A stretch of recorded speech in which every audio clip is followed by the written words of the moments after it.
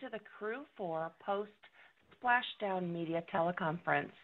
Our event should begin momentarily, and if you are also monitoring the event video, please mute the audio on your TV or computer and listen only to audio from the phone.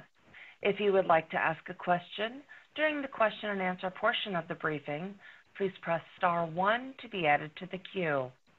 If you would like to withdraw your question, press star 2. And do not use your speakerphone when you're asking your question. And thank you. You may begin. All right, thank you, everybody, and welcome to our Return to Earth telecon. We're here from NASA's Johnson Space Center. We just had the Crew4 astronauts aboard Dragon safely splashed down off the coast of Jacksonville, Florida. They splashed down at 4:55 p.m. Eastern Time. NASA astronauts Bob Hines, Kjell Lindgren, and Jessica Watkins, and ESA astronaut Samantha Cristoforetti.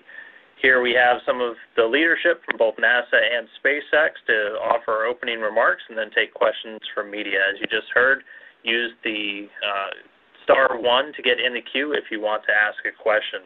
Joining us today, we have Steve Stitch, manager of the Commercial Crew Program from NASA's Kennedy Space Center in Florida, Joel Montalbano, manager of the International Space Station Program here at NASA's Johnson Space Center in Houston, and Sarah Walker, director of Dragon Mission Management at SpaceX.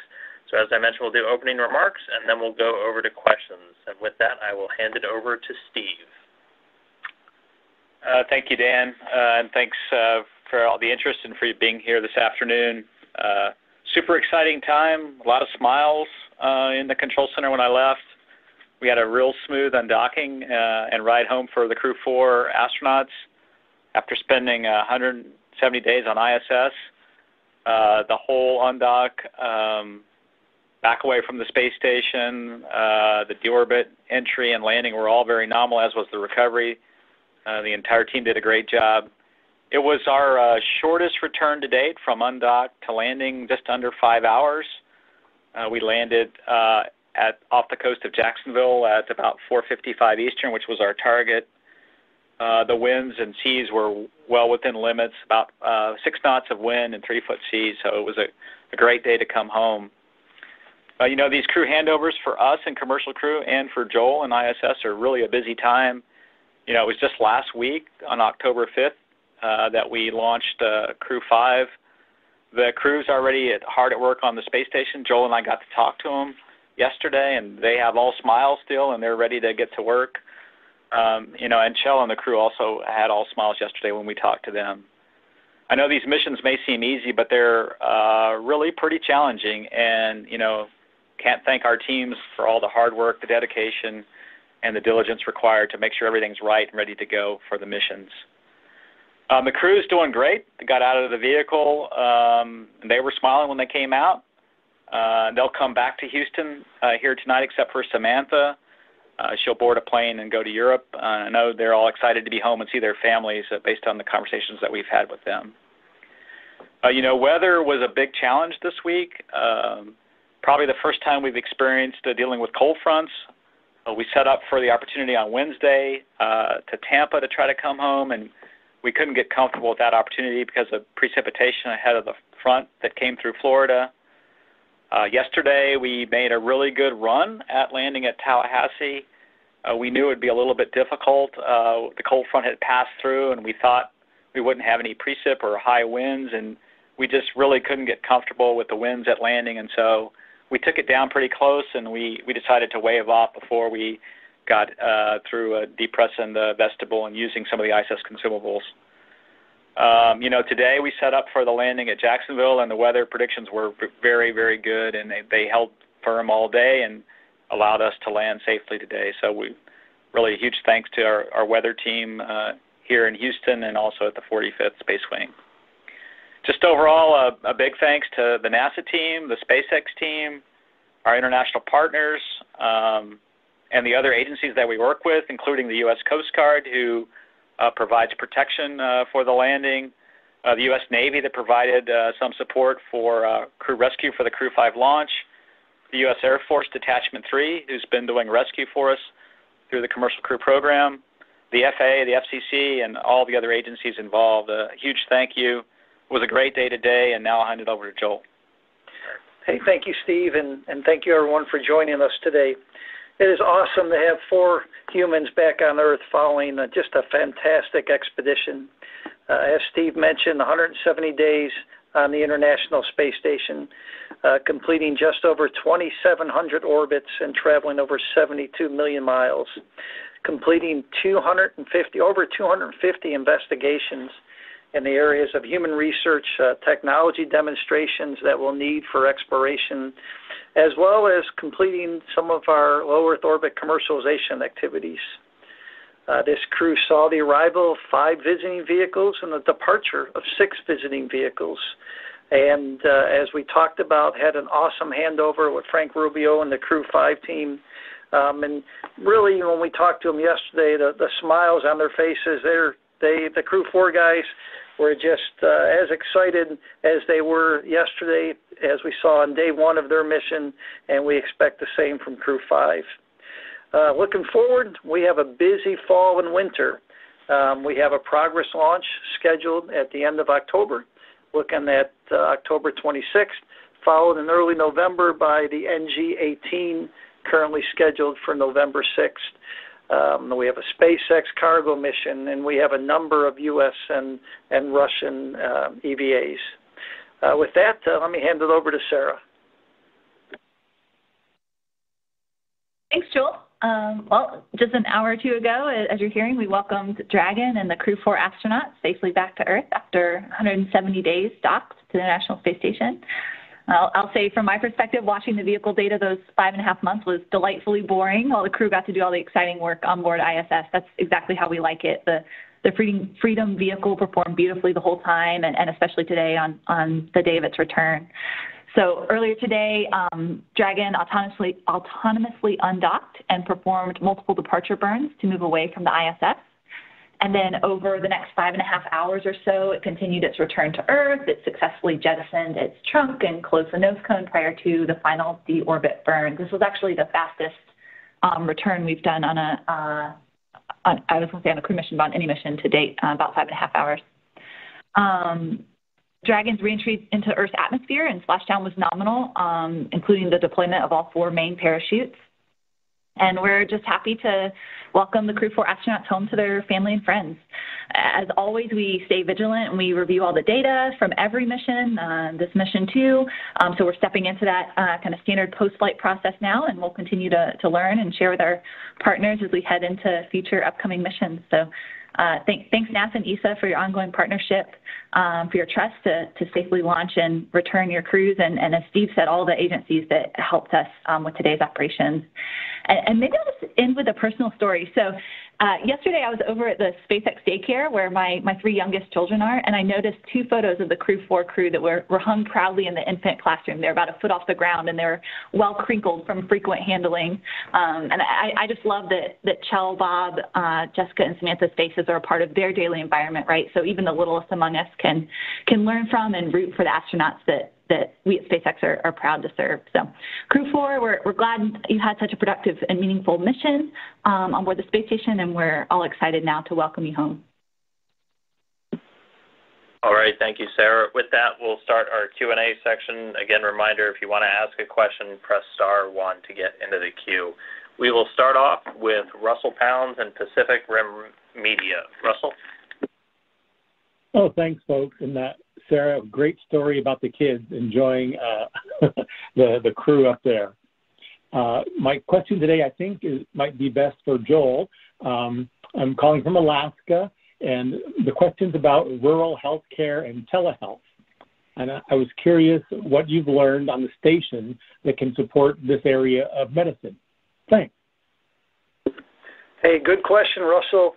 You know, one of the things that we've been seeing a real increase on board the International Space Station is been the use of ultrasound by our doctors, looking at the different astronauts' organs and doing medical checks. And the cool thing is we're doing this all remote, right? So you have some guidance from the ground, but the astronauts on orbit, and you can use this for people in remote locations, right? We're just testing it on board space station, but it doesn't have to be in space. You can use this technology for any remote location, and we're in the process of fine-tuning it and getting better and better at this. But what it buys you is you don't have to have a medical doctor. You can just have a medical doctor at a hospital and then directing the patient and taking data. So one of the coolest things I think we're using on board the International Space Station. All right. Next up, we have Marvin Marshall with the Nighttime News Space Report. Marvin. Hi, my name is Marvin Marshall from the Nighttime News Space Report here on Twitch.tv. And now my question is for anyone who might know this. Are there any reports on first meals that were aboard Megan today for the crew? And do you guys know if the astronauts will get to see the Falcon 9 launch tonight if the plan holds? And thank you again. A huge congrats to SpaceX, NASA, ESA on another successful commercial crew mission. Yeah. Unfortunately, this is Steve. I don't know what they're going to eat on Megan. What their typical protocol is to be flown off the ship back to the Jacksonville airport, and then one of the first things that's done there is a series of what's called baseline data collections. And so what we're trying to learn from this baseline data collection is how the crew adapts from 0G back to Earth's gravity. And this is going to help us out as we talk about missions to the moon and Mars, is how the body readapts after a long period of time on another planet. And so that's one of the first things that happen. And then the plan for the crew after that is obviously to come back here to Houston, and then Samantha will fly in a plane to Europe. So unfortunately, I think they're going to miss the Falcon 9 launch tonight, but I know they'll be excited to be back here in Houston and start to do their recuperation and spend time with their families. All right. One more reminder, if you have a question, use *1 to get into the queue. Right now we've just got one left, and so we'll go to Stephen Clark with Spaceflight Now. Stephen? I really appreciate y'all doing this for the splashdown. Congratulations. I think I have a couple, if I may. First, I think they're probably both for Sarah Walker, but Steve Stitch is welcome to chime in. First of all, for Crew 6, which spacecraft are you planning to use for that mission in your fleet? And also wanted to follow up on some questions earlier in the month, I think before the Crew 5 launch, about what you're doing at Pad 40 to prepare for crew and cargo missions. Can you add some color to that? What sort of infrastructure you're building out there, and where that stands in construction right now, and when it could be ready to support first cargo and then crew missions at Pad 40? Thanks. Yeah, I will see the second question about Pad 40. So yeah, we think it's a huge blessing that we have multiple launch sites to launch all of our vehicles from, and we think it'll be a huge upgrade to make Launch Complex 40 also cargo and crew capable of launching Dragon missions instead of just our satellite-faring missions. So yeah, we are going to build that capability as quickly as we can. I think sometime next year it should be ready, and you mentioned it exactly. We'll make sure that it is up and ready with all of the cargo certifications first, and then we'll partner closely with NASA to get through all the additional crew certifications. We're hopeful that it will be able to be used very soon in the next year or so, year or two for both. Yeah, and I'll follow on this, Steve Stitch. Yeah, we are very excited about having the crew capability at Pad 40. Eventually, it'll look quite a bit like a typical, launch complex for a crew. It'll have a tower with an elevator so the crew can go up. It'll have a crew access arm. It'll have all the systems needed to support crew and the Dragon spacecraft. It has unique consumables that get topped off at the pad. When we do the dry dress or the exercise with the crew a few days before launch, the team goes in and replenishes oxygen and the nitrox and so forth. So that'll all be there. We're following along with SpaceX. They've already done a series of design reviews for the various systems for that, and then we're excited this year to get a little bit more into the detailed design, and then for SpaceX to start construction. Let's see, the other question was relative to Crew 6. Crew 6 is going to fly the Endeavour spacecraft, and that flew on Demo 2 and Crew 2 and Axiom 1. And it is starting its processing at Dragonland. In fact, one of the first activities we're in the middle of here is getting the prop system checked out and getting some of the thrusters ready to install. We are already in Commercial Crew working hand-in-hand with SpaceX to prepare for that flight in the springtime. And in fact, we're going to have a review. In Commercial Crew, we work very slowly, so Monday we'll have a review to start working on Crew 6. But thanks for the question. Oh, yeah, thanks, Steve, for circling back. I forgot the first question. Appreciate that. All right, and it looks like I did get quick follow-ups. We'll go once more to Russell Pounds at Pacific Rim Media. Yeah, thanks. I think this one is for Sarah, but for anyone who has insight here, a lot of our reporting is targeted at elementary and middle school kids, and the question is, how do you overcome challenges and meet those high demands for that job that you have? Thanks. That's a tough question.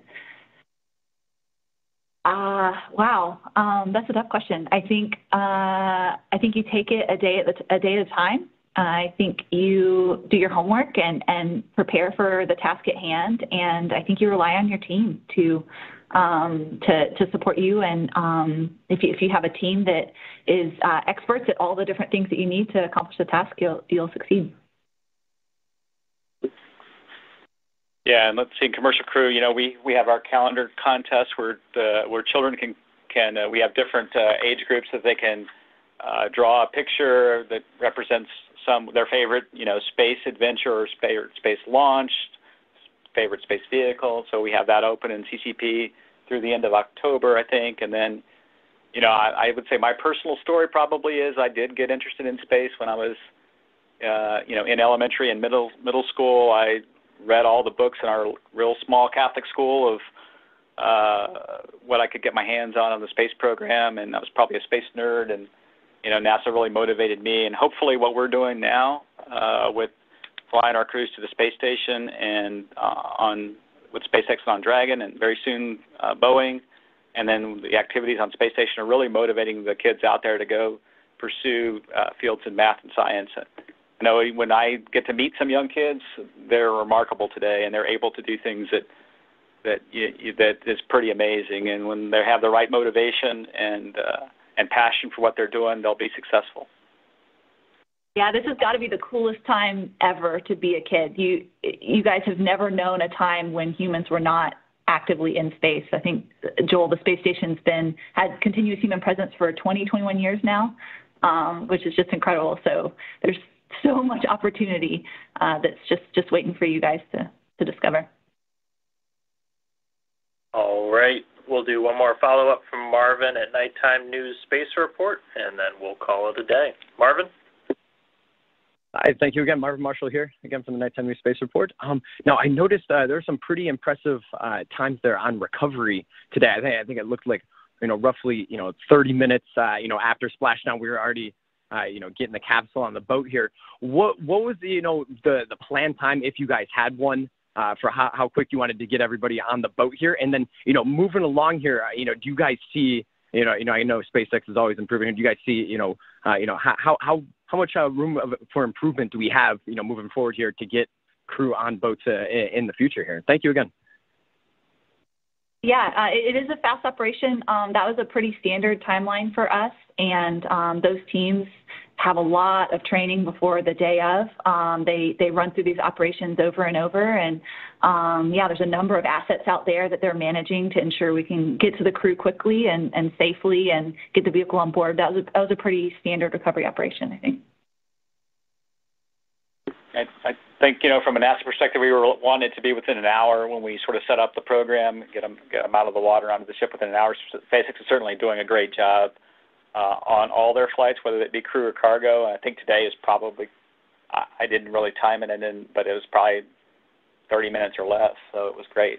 So, and I think one of the things we've been trying to do with weather is find the good weather for recovery as well. One of the factors really is to have nice, smooth sea states, which today we did have, and then, relatively benign wind, which was true today, and then it was really a great day for the recovery team to do their jobs and do a great job of getting the crew out of the water.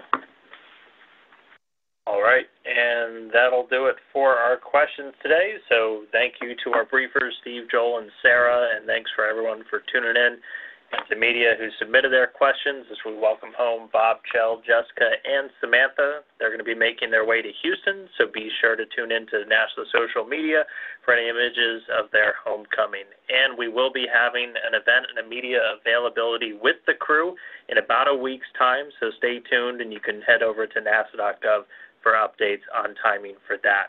So once more, thanks everybody. Welcome home, Crew 4. That'll wrap it for us. Everyone go off and enjoy your weekend. Thanks. And this does conclude today's conference. You may disconnect at this time.